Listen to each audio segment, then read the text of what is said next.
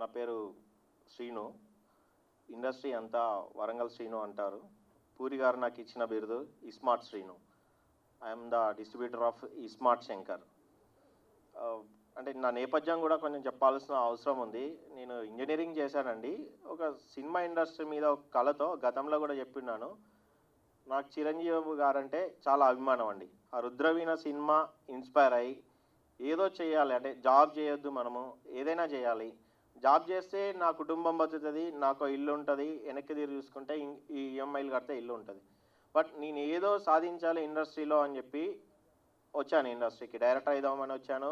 ఆ ప్రాసెస్లో కథలు పట్టుకొని తిరిగాను, అవట్లా పని. బట్ నేను తర్వాత నాకు ఒక ఆలోచన వచ్చింది, ఈ ఆఫీసుల చుట్టూ తిరగడం ఏంటి, నన్ను వీళ్ళు ఎందుకు నమ్మాలి అని ఒక ఆలోచన వచ్చి నేను థియేటర్లో లీజ్ తీసుకొని కొన్ని సినిమాలు డిస్ట్రిబ్యూట్ చేసుకుంటూ ఫస్ట్ మూవీ కబాలీతో నైజాం డిస్ట్రిబ్యూటర్గా చేశానండి. తర్వాత హుషారు, తర్వాత ఇస్మార్ట్ శంకర్, తర్వాత గద్దలకొండ గణేష్, రాజుగారి గది. ఇప్పుడు రీసెంట్గా క్రాక్ సినిమా నేను నైజాంలో డిస్ట్రిబ్యూట్ చేశానండి.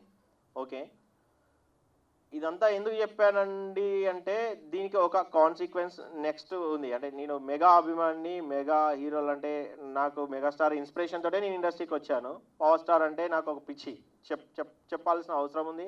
నాకు ఇష్టం కాబట్టి, ఇది ఒక వేదిక కాబట్టి. అంటే ఆయన ఇన్స్పిరేషన్తో వచ్చాను నేను. అంటే ఒక డ్రీమ్స్తో, ఒక కళతో వచ్చాను, ఏదో సాధిద్దాం, ఏదో చేద్దాం.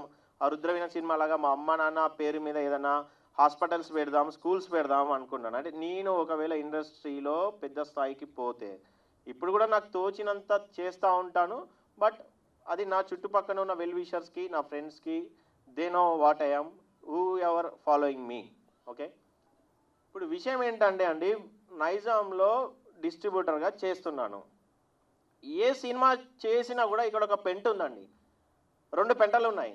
ఆ పెంటల పేర్లు ఏంటి అంటే దిల్ రాజు, ఇంకో పెంట శిరీష్ రెడ్డి. ఐఎమ్ సారీ, ఎందుకంటే ఇన్ని రోజు నేను సార్ సార్ సార్ సార్ అని సంబోధించి విసుకొచ్చి 10-15 సంవత్సరాల నుంచి మీతో పడలేక ఇలా మీడియా ముందుకు రావాల్సి వచ్చింది. దానికి ఒక కారణం ఉందండి. అంటే నేను వాళ్ళని చాలా రెస్పెక్ట్ చేస్తా. అంటే ఆఫీస్కి వెళ్తాను, సార్ అంటాను, అంటే ఫాలో చేస్తున్నాను, తిరిగాను.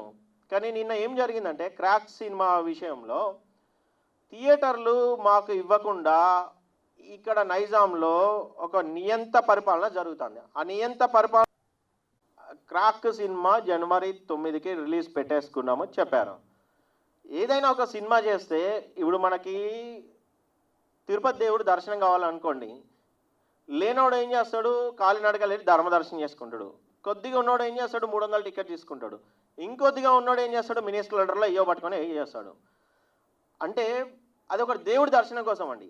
ఇక్కడ నైజాంలో ఎవరైనా నైజాంలో సినిమా కొనాలంటే, ఇక్కడ ఇందాక చెప్పినట్టు 2 పెంటలు ఉన్నాయండి. ఈ శిరీష్ రెడ్డి గారి దగ్గరికి తిరగాలి, లేకపోతే దిల్ రాజు గారి దగ్గర తిరగాలి. నైజాంలో సినిమా చేయాలంటే తిరుపతి దేవుడి దర్శనమైనా కష్టపడి సాధించవచ్చు. అంటే వీళ్ళకి మేము ఎట్లా కనపడుతున్నామో అర్థం కావట్లా.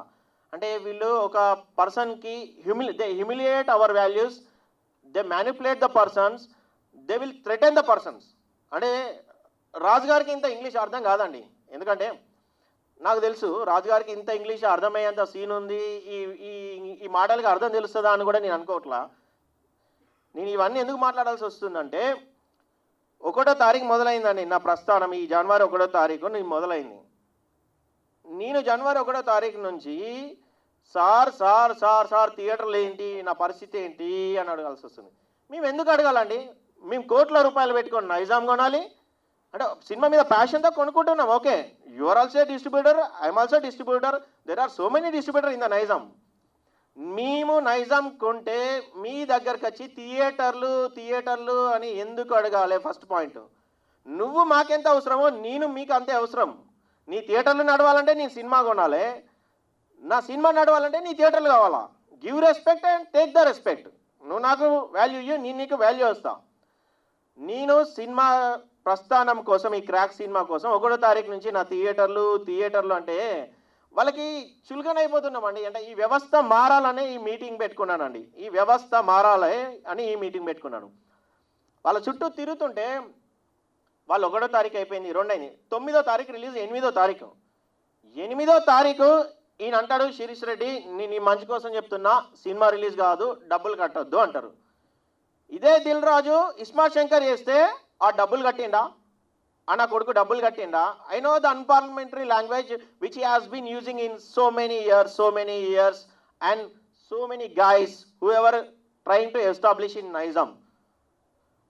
అప్పుడు నేను అడుగుతుంటే 8వ తారీఖు సాయంత్రం రోజున నాకు నా కష్టమేదో నేను పడి డబ్బులు కట్టుకున్నానండి.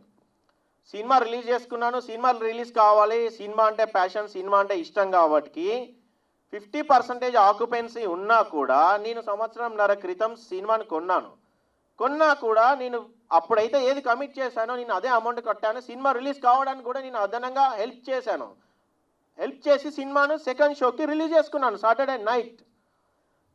ఇలా ఏమంటారు 8వ తారీఖు సినిమా రిలీజ్ అవ్వని, సినిమా రిలీజ్ అయితే సినిమా బాగుంటే తీయము, సినిమా బాగాలేకపోతే రోడ్డు మీద పడేస్తాం. గతంలో చేసిలు డిస్కో రాజా మంచిగా ఉన్న సినిమాని కూడా రోడ్డు మీద పడేసిల్లు, వాల్మీకి సినిమాని.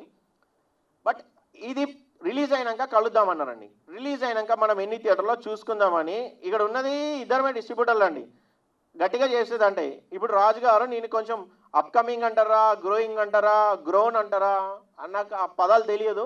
బట్ నేను సినిమా అంటే ఇష్టంతో చేస్తున్నా. ఆయన డబ్బులు సంపాదించుకో చేస్తున్నాడేమో, నేను సినిమా మీద ప్రేమతో చేస్తున్నా. నేను సినిమా అంటే ఇష్టంతో చేస్తున్నా. డబ్బు నెక్స్ట్ కావచ్చండి. నేను అలాగే నేను సినిమాని వాల్యూ చేసే నేను అదనంగా ఎక్స్ట్రా అమౌంట్ ఇచ్చి సినిమా రిలీజ్ చేసుకున్నాను. ఎందుకంటే I love the movie. Cinema అంటే నా ఒంట్లో నా బ్లడ్లో ఇక్కడి నుంచి ఇక్కడ వరకు ఉందండి. దీనిలో ఏదో చేయాలనే డ్రీమ్స్ తోటి వచ్చాను నేను. సినిమా రిలీజ్ అయిందండి. రిలీజ్ అయినాక మళ్ళీ 10వ తారీఖు నుంచి మళ్ళీ అదే పంచాయతీ. ఏడుకొండలవాడ వెంకటేశ్వర ఎస్విసి ఇదే నా స్టోరీ అవుతుంది. ఇక వీళ్ళ చుట్టూ తిరుగుతుంటే ఏమంటారు, ఇప్పుడు ఇక్కడ ఇంకో పంచాయతీ ఉందండి. ఇక్కడ థియేటర్స్ వ్యవస్థలో ఏషియన్ సునీల్ గారు అనే respectable person and very good person. I like him. He's a gentleman. He's an educated guy.